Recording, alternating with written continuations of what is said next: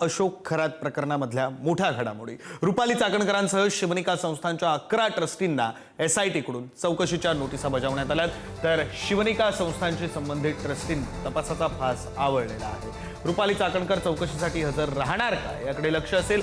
जमीन व्यवहारांमध्ये भागीदारीच्या आरोपांमुळे चाकणकर यांची चौकशी महत्त्वाची। खरातच्या ट्रस्टला मोठ्या प्रमाणात निधी दिल्याचाही आरोप आहे। हवाला रॅकेटशी संबंधित आर्थिक व्यवहारांवर SITची नजर असेल।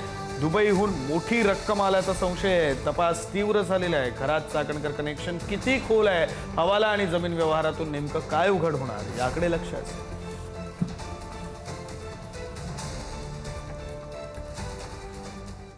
विक्रांत, अशोक खरात प्रकरणात दररोजच एक नवनवीन माहिती, धक्कादायक माहिती समोर येत असते।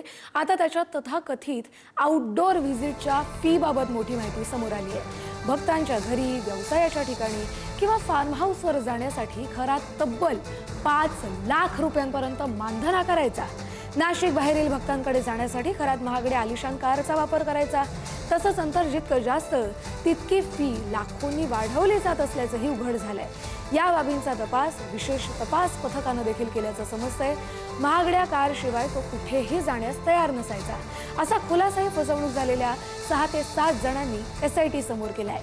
पुण्यातील एका करोडपती भक्ताकडून पूजेसाठी वाहनाची गरज असल्याचं सांगत सुमारे 90 लाख रुपयांची महागडी कारही त्यानं घेतली आहे। नंतर हीच कार स्वतःच्या नावावर करून घेतल्याचा आरोपही समोर आलाय।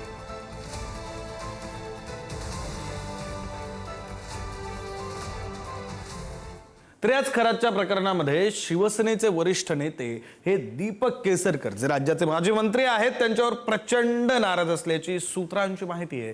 दीपक केसरकर यांनी घेतलेल्या पत्रकार परिषदेनंतर पक्षातील नेत्यांमध्ये प्रचंड नाराजीचा सूर आहे। दीपक केसरकर यांना पक्षातील वरिष्ठांकडून समज देण्यात आल्याची ही माहिती आहे। तर चुकीच्या व्यक्तीची भेट घडवून आणली असं अनेक नेत्यांचं मत आहे।